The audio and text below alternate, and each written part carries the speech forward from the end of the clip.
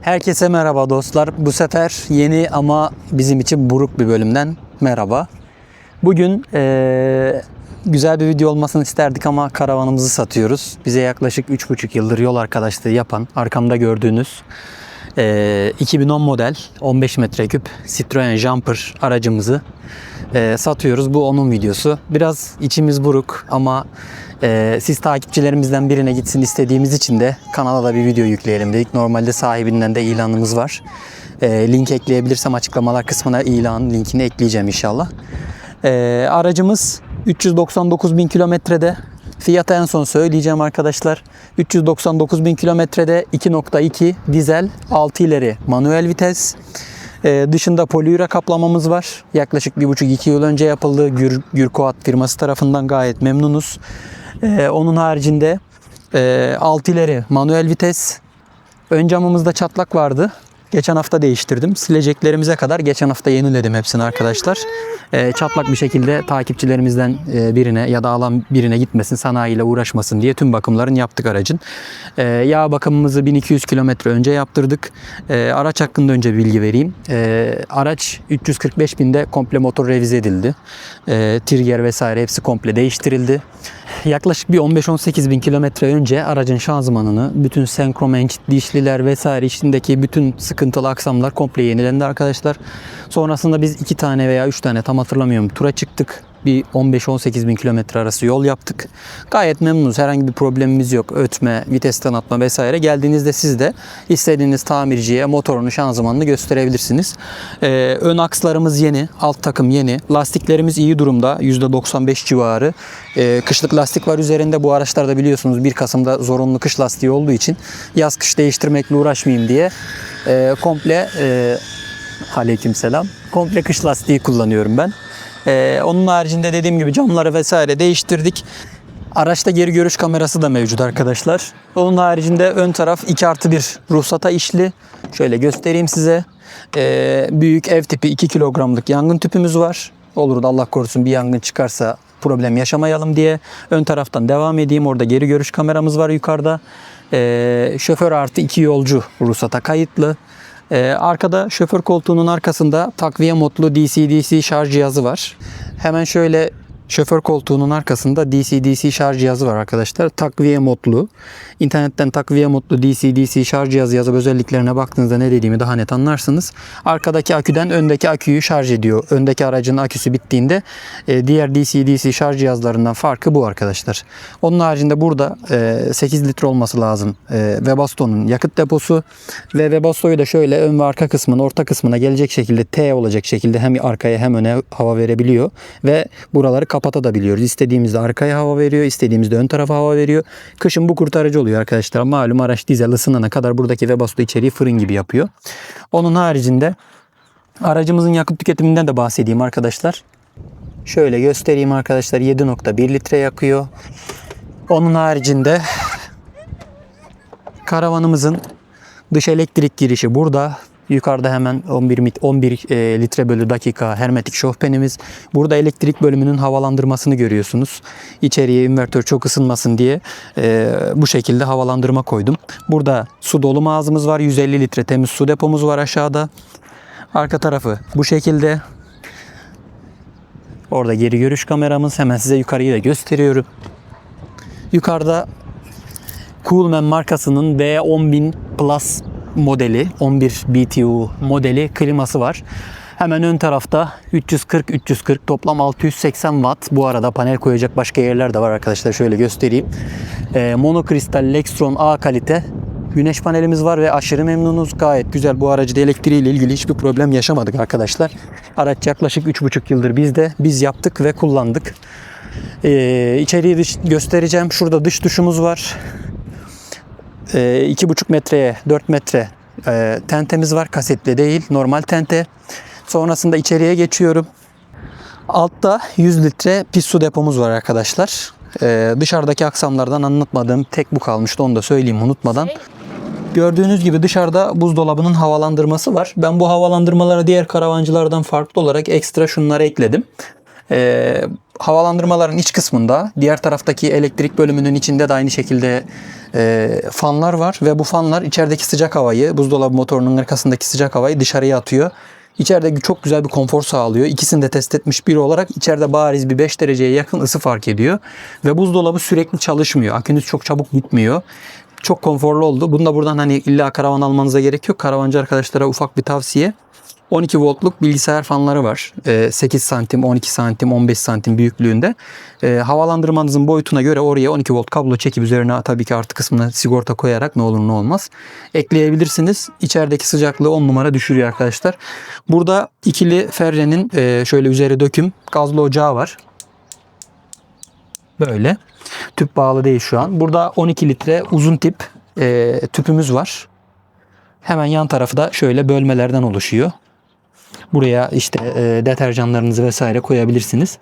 Çocuktan önce bu ara bölmemizi kullanıyorduk arkadaşlar. Araya böyle bir kapı yaptık. Bu kapıyı açıyorduk. Öndeki kapı koltuğumuz da tekliydi. Buradan hareket halindeyken aşağıya inip çıkabiliyorduk. O çok büyük bir konfordu. Sonrasında Elif Ahsen olduktan sonra puset gereği duyduk. Hani bir yere çocuğu güvenli bir şekilde koymak için. Tekrar ikili koltuğumuzu koyduk. Burada şöyle bir şey yapılabilir. Sonradan keşfettim bu koltuğu satın aldıktan sonra. Sanırım Ford Transit'indi. Önde yine ikili koltuk var onlarda. Yarı kapanıp yarı sabit kalabilen bir özelliği var. Öyle bir koltuk yapılıp bunu yine yatırıp üzerine ister termosunuzu ister işte böyle çayınızı kahvenizi koymak için çok güzel kullanabilirsiniz ve yine hareket halinde öne geçip çıkabilirsiniz. Çok güzel. İlanlarda var dediğim gibi. Beni arayanların söylediği birkaç sorudan bir tanesi şu: neden burayı kapattınız? Arkadaşlar burası izolasyon için aynı zamanda. Yani ön tarafı açık arkadaşlarla konuştuğumda buradan içeriye çok fazla sıcak ve soğuk girdiğini söylediler. Yani şöyle söyleyeyim. Şuranın olmadığını ve bu ocağın burada olmadığını, koltuğun dönerli olduğunu düşünün. Ön taraf full cam. Yazın çok ısınıyor. Kışın çok soğuyor ve sürekli karavanda böyle bir sıkıntı oluyor. O yüzden biz burayı kapattık ve aşırı memnunuz. Şu kapıyı kapattığımızda dışarıdaki yağmurdan, soğuktan hiçbirinden muzdarip kalmıyoruz. Onun haricinde burada katlanır bir tezgahımız var. Buraya bulaşıklarımızı yıkadığımızda onları koyabiliyoruz. Altına bez koyup ya da yemek yaparken malzemelerimizi buraya koyuyoruz. Pişireceğimiz tavamızı ya da malzemelerimizi buradan pişirip geri alıyoruz. Burada yine şöyle tezgah altı ışığımız var. Burada baharatlıklarımızı görüyorsunuz. Burada kaşık çekmecesini görüyorsunuz. Altta da dediğim gibi bölmelerimiz var. Üst tarafımız bu şekilde depoluk. Ocakla ilgili diğer bir konu ise yani neden buraya yaptık? Burada kapıyı açtığımızda buradan ısınan hava yukarıya gidebiliyor. Ama bu ocağı buraya aldığımızda şöyle bir problem yaşıyoruz. Burada içeri acayip ısınıyor. Yani şurada kışın bile onu fark ediyoruz. Şurada küçük gözü yaktığımızda bile içeri ve bastoya gerek kalmadan ısınıyor. Yaz aylarını düşünün. Ocağı buraya aldığımızda içeri acayip derecede saunaya dönecek. Biz o yüzden çok memnunuz ocağın burada olmasından. Kapıyı çok az aralıyoruz. Buradan sıcaklık dışarıya gidiyor. Bizle ilgili hiçbir problem olmuyor. Burada kontrol paneli var. Böyle gördüğünüz gibi kapının üzerine koyduk. Marin tip. Herhangi bir sıkıntı yok. 12 volt göstergemiz, temiz ve pis su göstergelerimiz. Burada da DC-DC şarj cihazı. Az önce şoför kısmının arka kısmında olan cihazın kontrol paneli. Buradan takviye modunu ayarlayıp dediğim gibi öndeki akünüz bittiğinde buradaki yaşam aküsünden ya da güneş panellerinden gelen akü sayesinde, enerji sayesinde öndeki aracın aküsünü şarj edebiliyorsunuz. Bir iki defa yalan söylemeyeyim. Karadeniz'de falan bizim de işimize yaradı. Güzel bir özellik. Yani her zaman lazım olmuyor zaten ama karavanla dağda kaldığınızda nereden takviye bulup yapacaksınız? İyi ki takviye modlu almışım bu cihazı. Normal cihazda zaten öndeki araç şarja başladığında, çalıştığında arkadaki aküyü şarj ediyor. Ondan yana problem yok. Ama bunun farkı arkadan takviye de yapabiliyor buradan ayarladığımızda. Onun haricinde burada sanırım 50 santime 50 santim mi 45 santime 45 santim mi antrasit renk bir tane evyemiz var ve sifonlu. Kapatıp burada sebze meyve vesaire de yıkayabiliyorsunuz. Yine onunla uyumlu bir şekilde hidroforumuz kapalı. Onunla uyumlu bir şekilde burada çeşmemiz var. Yine dönerli. Olabildiğince geniş tuttuk her türlü imkan için kullanılsın diye. Hemen bu tarafa devam etmişken şunu da söyleyeyim. Burada Webasto'nun çıkışı var. Az önce bahsettiğim gibi. Buradan içeriği ısıtıyor. Direkt dibimizden ısıtmasını istedim. Aynı şekilde bir çıkışta diğer tarafta var. İki tarafı da ısıtıyor. Karavanda kamp halindeyken ön tarafı kapatıyoruz. Sadece arka taraf ısınıyor. Aynı şekilde ön tarafta sadece seyahat ediyorken de zaten problem olmuyor. Ön tarafı açıyoruz. Oraya verdiği yarı hava bile içeriği 5 dakika sürmüyor. Fırın haline getiriyor o kış soğuğunda. Burada böyle kapkacak bölümümüz var arkadaşlar. Tavanınızı, büyük tencerenizi ya da bakliyatlarınızı vesaire koyabileceğiniz bir yer böyle. Buradan da aşırı memnunuz. Yani yine karavanımız olsa yine yaparız. Burada banyomuzu görüyorsunuz arkadaşlar. Banyomuz şu şekilde. Solüsyon da burada kalmış. İçeride portatif tuvaletimiz var Seaflon'un. 18 litre. Üstü taharet musluklu temiz su var. Altında 20 litre pis su deposu var. Karşımızda hemen şampuanlığı görüyorsunuz. Işığını bir dakika açayım. Şöyle. Burada yine antrasit tercih ettik. Duş başlığını vesaire görüyorsunuz. Altta da ağaç, sudan etkilenmeyen bir ağaç. İsmini unuttum şu an. Dilimin ucunda. Sudan etkilenmiyor arkadaşlar. Yok, çam değil. Burada yine olur da dışarıya su verir diye yine duş perdesini kullandık. Kapı arasından içeriye su sızmasın diye. Banyodan aşırı memnunum arkadaşlar. Yaptığımızdan beri çok şükür ne alta ne sağa sola hiçbir şekilde su vermedi. Karşıda da banyonun havalandırmasını görüyorsunuz. Burada da böyle tavan lambamız. Kalk bakalım Elif Ahsen. Onun haricinde burada bir dolabımız daha var. Bunun arkasını kombilik olarak düşündük. Şu an kombimiz takılı değil. Arka tarafta kombi var. Ön tarafını böyle katlı raflar halinde kullanıyoruz. Alt tarafımız ister kıyafet ister Geniş bayağı. geniş. Evet, çekmeceler şöyle tencere vesaire koymak için de kullanabilirsiniz. Gördüğünüz gibi bayağı derin. Kızım çıkarma onları. Altı da yine aynı şekilde çekmece arkadaşlar. Burada da yine böyle kişisel hijyen eşyalarınızı, parfümünüzü, tarağınızı vesaire koymalık 2 tane çekmecemiz var. Bu altta elektrik bölümümüz var. Ya altta sigortalar, 220 sigortaları, 12 volt sigortaları vesaire hepsi burada toplanmış. Sudan uzak bir şekilde muhafaza ediliyor. Az önce dediğim fan bu arkadaşlar. Burada da dış kasada havalandırması var. Elektrik bölümünün şöyle göstereyim içeriden. Bakın buradan fan hem invertörü soğutuyor hem de içeriye ittiği hava sayesinde buradaki hava sirkülasyonunu dışarıya itiyor. İçeride invertör şu an yani bayağı soğuk arkadaşlar. Bunu kapattığım an invertör fan açmaya başlıyor. 1500 watt tam sinüs Alpex'in invertörü var. Altta 200 amper Megacell lityum akü var. Neden bunları kullandığımızı birazdan anlatacağım. 40 amper şarj kontrol cihazı var. Buradan da tavan klimasının kabloları gidiyor ve su tesisatının kabloları. Şurada da sıcak ve soğuk suyun toplayıcıları, dağıtıcıları var. Burası bu şekilde. Aynı zamanda dış elektrik girişinin girişi de hemen şurada. Çek kızım elini Elif Ahsen. Burada USB'li prizlerimiz var. Hepsini USB'li tercih ettik. Arkada yine hızlı şarj ve yavaş şarj USB'ler var ekstra. Yine mutfak tezgahımızda ve yemek alanında özel fayans, dekoratif fayanslardan tercih ettik. 4 adet. Burada 2 adet orada var. Toplam. Seramik. Evet, seramikler. Üst taraflar. Sen diğer tarafa geç istersen hayatım. Ben de diğer arabada. Buralar bardaklık böyle gördüğünüz gibi rafta yapılabilir. 2 bardak da sığ koyabilirsiniz ama biz genelde 2 kişi seyahat ettiğimiz için bize çok fazla yetiyor orası. Burası da yine tepsi vesaire koymak için, kahve fincanları, işte kahve makinesi falan koymak için bir alan. Depolama alanı geniş. Evet, depolama alanı bayağı geniş. Biz diğer tarafa dolap yapmadığımız halde burası bize gayet yeterliydi. Burada da 2 tane dolabımız var. Karavan camları şöyle sineklikli, güneşlikli, şöyle sineklik, normal perdeli ve bastonun kontrolcüsünü arkaya koydum ki buradaki hava gerçekten ısındığında, termostatlı ve basto. Buradaki hava gerçekten biraz uzak kalıyor ya arkaya. Isındığında kendini korumaya alsın diye.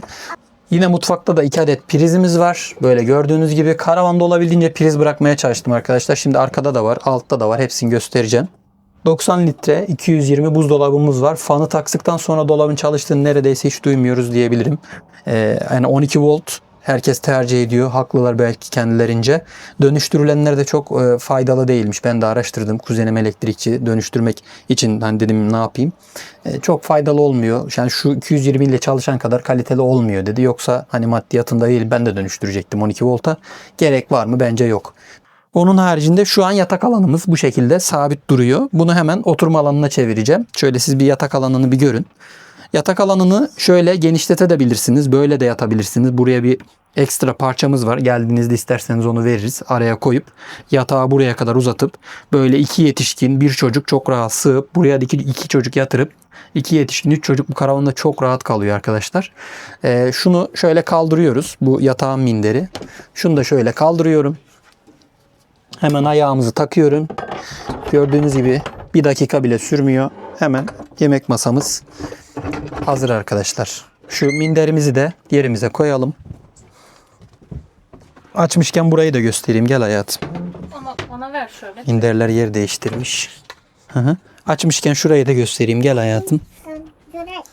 Burada 150 litre temiz su depomuz var. Yine göstergemiz var. Hidraforumuz ve basınç kontrol tankımız burada. Girişinde yine filtresi var ve şurada olur da içeride bir sıkıntı olur diye vana bıraktım. Çıkışına hani tesisatta bir sıkıntı olur, kapatamayız vesaire. Ne olur ne olmaz, insanlık hali. Orada vanası var. Geri gel bakalım Elif Aslan. Burada kapaklıklı USB'ler var. 12 volt aydınlatma yaptığı için gece rahatsızlık vermesin diye kapaklı üretmişler. Çok mantıklı. Burada arkayı kapatan perdelerimiz var. Böyle 2 tane kalın. Hiçbir şekilde güneş ışığı falan almıyor. İkisini kapattığımızda burası komple kapanıyor. Burası önceden sabit yataktı arkadaşlar. Şöyle şuraya kadar sabit bir yatağımız vardı. Ve şurada da yemek alanımız vardı. Eski videolarımızı izleyenler kanaldan bakabilirsiniz. Karavanla attığımız ilk videolara. Hem burası çok dar oluyordu hem de yatak bizden fazla keyif yapıyordu burada, öyle söyleyeyim. Sonra dedik neden hani U alanına geçmiyoruz? İşte beğenmediğimiz şeyleri sonradan güncelledik. Sonra biz U sistemine geçtik ve yine karavan yapacak olsam yine aynı şekilde yaparım. Yani bu şekilde çok hoşumuza gitti karavan. U dizaynı çok iyi. Alt tarafı da şurayı ayakkabılık dizayn ettik şu şekilde. Bu arada buraya yani 10-20 tane ayakkabı sığıyor arkadaşlar çift halinde. Sağa birimiz sola birimiz koyuyoruz. İçeceklerimizi falan koyuyoruz. Gayet kullanışlı bir alan oldu. Burada 2 tane daha çekmecemiz var. Yine burada 2 tane çekmecemiz, bir tane kapaklı dolabımız var altta. Buraya da yine ekipmanlarımı falan koyuyorum. Ben kullanıyorum. Orada dolap altı aydınlatma ışığımızı görüyorsunuz. Hani biz YouTube'a içerik de ürettiğimiz için aydınlatma bizim için önemli. Karşıda Elif Ahsen'in sökmeye çalıştığı şey oda termostatı. Hemen sol tarafta görüyorsunuz orada duman dedektörümüz var. Bu arada LPG'nin yanında da ben biraz pimpiriyim. Sonuçta içinde vakit geçiriyoruz, uyuyoruz. Ve bütün sensörleri araca koymaya çalıştım. Gördüğünüz yangın sensörü herhangi bir duman gördüğünde içeride sigara içmek için onu çıkarmanız gerekiyor. Örnek veriyorum. Ötmeye başlıyor ve bayağı duyacağınız şiddette uykudayken bile uyandırır sizi. Yani ne olur Allah korusun yangın çıkar. Hiç haberiniz olmaz uyurken vesaire. Çok mantıklı bir sensör. LPG'nin yanında da LPG sensörü var tüpün yanında. Arka taraf aydınlık olsun diye bol pencere bıraktık. Burası hariç. Burayı da ben biraz güvenli önlemciyim. Zaten şurada penceremiz var diye burayı açmadım. Yatarken başımızı buraya koyuyorum. Hani kendimi daha güvende hissediyorum. Ama alırsanız siz buraya da cam açtırabilirsiniz. Karşıdakinin aynı ölçüsünde. Ben etrafı görmek istiyorum, ferah olsun derseniz açtırabilirsiniz. Burası da müsait. Onun haricinde burada tavan klimamız var. Şöyle. Kullan. Her alanda konfor. Kullan. Otomatik mod. Klimadan da aşırı memnunuz. Geldiğinizde deneyebilirsiniz. Püfür püfür esiyor. Şöyle. Gayet güzel. Memnunuz. Yemek yerken falan açıyoruz. Gece yatarken açıyoruz. 200 amper akü ile ilgili kanalımda bu klima ile ilgili deneme videolar da var bu arada. Onları da girip izleyebilirsiniz. Hangi modda kaç saat gidiyor merak edenler olacaktır. Aşırı memnunuz. 2 yılı geçti sanırım biz bunu alalı. Hala memnunuz. Yine olsa yine takarım yani. Onun haricinde dediğim gibi arkalar perde ve bu alanlar çok güzel depolama alanı arkadaşlar. Şurada hemen dış duşumuz var. Kızım gel bakalım. Hoppa, otur burada otur. Burada dış duş alanımız var şöyle. Yine burası da bölme. Şöyle göstereyim. Burada dış duş alanını görüyorsunuz. Şunu dışarıya çekerek, şu dışarıdaki cama yapıştırarak bunu kullanabiliyorsunuz. Dışarıda hiç içeriye girmeden. Yaz günlerinde çok güzel bir kurtarıcı oluyor burası. Dış duştan da gayet memnunuz. Yine karavanım olsa yine dış duşta koyarım arkadaşlar. Onun haricinde söyleyeceğim. Oradaki depolama alanına gösterelim. Arka taraftaki depolama alanını aşağıdan göstereyim ben size. Çünkü bu taraftan açılmıyor. Dışarıdan açılan yani arka kapıdan açılan tek depolama alanı arkadaki. Buradan da açılıyor. Diğerleri buradan açılıyor ama eşya alamıyorsun. Çok derin. Aşağıdan açılan, dışarıdan açılan tek depolama alanı orası. Onu da şu mantıkla düşündüm. Önce bu taraftan da açılıyordu. Ya kamp sandalyesi alıyorum, kamp masası alıyorum vesaire. İçeride ne yapacağım? Nasıl taşıyacağım? Arkadan açıp arka kapıları açıp alıyorum. Daha mantıklı oluyor. Anlatmak Zaruri bir durumda içeriden de zaruri durumlarda açabilirsiniz ama buradan hani öyle biraz derin malzeme almak için içine inmeniz gerekiyor. Şöyle göstereyim. Şöyle biraz derin. Burada görüyorsunuz kombimiz var ve tavan klimasının olduğu yerde tavan heki var normalde. Onun camı var ve altında onun sinekliği var. Burada da bu arada 220 volt prizimiz mevcut. Ben kış aylarında klima zarar görmesin, boş yere kar altında ya da soğukta beklemesin diye bunu komple alıyorum. Burada tavan ekinin çerçevesi var üst tarafta arkadaşlar. O aşağıda az önce gösterdiğim tavan camını buraya montajlıyorum. O 90 derece açılır bir cam. Güvenlik emniyeti için vesaire. Yani siz isterseniz yukarıya teras yok şu an. Biz terası yaptık daha önce kullanmadık, söktük. Ahşap teras yapıp oraya çadır vesaire de kurabilirsiniz. Klima var diye hani illa teras kurulmama gibi bir olay yok. Yukarıya 2 tane daha panel de sığıyor. Hani onu da değerlendirebilirsiniz. Dediğim gibi biz elektrikten memnun kaldığımız için klima olduğu halde öyle şeyler düşünmedik. Karavanımızın tüm yapım aşamaları, yapım videoları kanalımızda mevcut arkadaşlar. Merak ettiğiniz bir şey varsa kanalımızda eski videolara giderek yalıtım, elektrik, su her şeyi görebilirsiniz. Karavanımıza kefiliz motor ve şanzıman anlamında, kasa anlamında. Çürüyen bir şey yok karavanımızda. Yanlarda 4'er santim XPS. Ahşap. Ahşabın altında 4 santim XPS. Bizden dışarıya doğru gidiyorum. Onun altında 1.9 santimlik folyolu elastomerik kauçuk. Kesin herkes sadece onu kullanıp geçiyor bu arada, ben görüyorum. Onun altında bütim ses yalıtımı için bu şekilde ve boya olmayan yerlerin boyasını tazeleyip her yere şey sıktık. Nedir onun adı? Pütür attım her yere. Paslanma vesaire olmasın diye. Şaselerin orta kısmında kalan ölü boşluklara da yaklaşık bir 10-15 tane köpük sıktım arkadaşlar. Poliüretan şişen köpüklerden. Karavandan aşırı memnunum. Başka planlarımız var. Yapmamız gereken zorunlu planlar var arkadaşlar, öyle söyleyeyim. Yoksa ben karavanımızı asla satmam. Mecbur kaldığımız için satıyorum. Aklınıza şu gelmesin. Yani karavanda bir problem mi var? Bir şey için mi satıyorlar falan diye, öyle bir olay yok. Geldiğinizde dediğim gibi karavan ustaya göstermeye açık. Her yere gösterebilirsiniz gönül rahatlığıyla. Malımızın arkasındayım. Normalde insanlar ilanlara girip baktığınızda 200 amper 12 volt jel aküyü koyuyor. Sanayiden belki de çıkma alıyor, kimse bilmiyor. 5.000 liraya satıyor. Şu an benim üzerinde verdiğim akü 35-38 bin lira civarı Megacell lityum akü var. Bu akülerin ömrü 10 yıl ve çok kullanışlı bir akü. Karavancı tanıdığınız varsa sorup bilgi alabilirsiniz. Onun haricinde tavan kliması var. 30-35 bin civarında bu. Bu arada bu montajsız fiyatlar. Yani karavanın diğer karavanlara göre çok fazla ekstrası var. Fiyatı uygun tutuyorum. Bir an önce satılsın. Çünkü dediğim gibi bizim de planlarımız var. Muadilleri, hatta daha kötü karavanlar sahibinden girip bakabilirsiniz. 1100, 1200, 1300 liralar arkadaşlar. Biz keyfini sürdük. Bence bir insan her şeyden kâr etmemeli. Zarar etmesin yeter. Ben de o kafada bir insanım. Biz güzel hayaller yaşadık. 3,5 yıldır yollardayız. Güzel anılar biriktirdik. Alan aile de üzülmeden bunları devam ettirsin derdindeyim. Karavanımıza da her türlü kefilim. Ben 3,5 yıl oldu çok şükür. Daha o sigortanın bir kere attığını bilmem. Elektriği falan çok iyi maşallah diyeyim aracın. Su yine aynı şekilde çok iyi.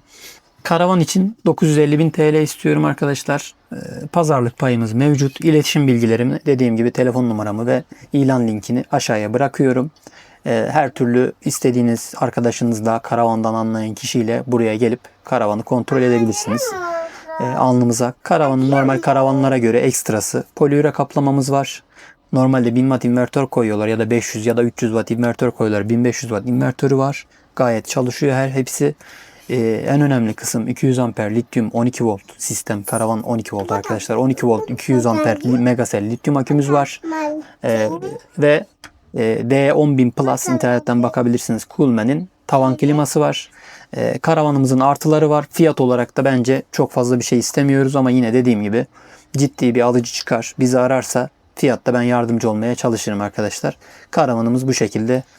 Fiyatımız son 950.000 TL. Karavan başında son bir pazarlık yaparız. Karavan o kadar iyi, yani o kadar bakımlı ki karavanın ilk sahibinin numarası, telefon numarası, kitapçığı hepsi duruyor. 2010 yılında araç ve gerçekten duruyor hepsi ön tarafta. Gelenlere de gösterebilirim. Aracın bakımlarını hepsini düzenli yapıyorum arkadaşlar. Mazot filtresini, yağ filtresini, hava filtresini 8.000 kilometrede ben kendim evimin önünde tüm bakımlarını yapıyorum. Bu şekilde. Yani şanzıman yağı da dediğim gibi şanzıman bakımından sonra 15.000 kilometrede değişti. Şeyi unuttum. Aracın volantı, baskı balatası şanzımanla beraber değişti. Şanzıman kulağı, bu şanzımanı şaseye bağlayan bir kulak var. O değişti. Debriyaj çatalı değişti. Yani sökülmüşken hepsini yenileyelim dedik. Akslar falan hepsi yenilendi. Aracın şu an yakıtını koyup gidilecek halde arkadaşlar.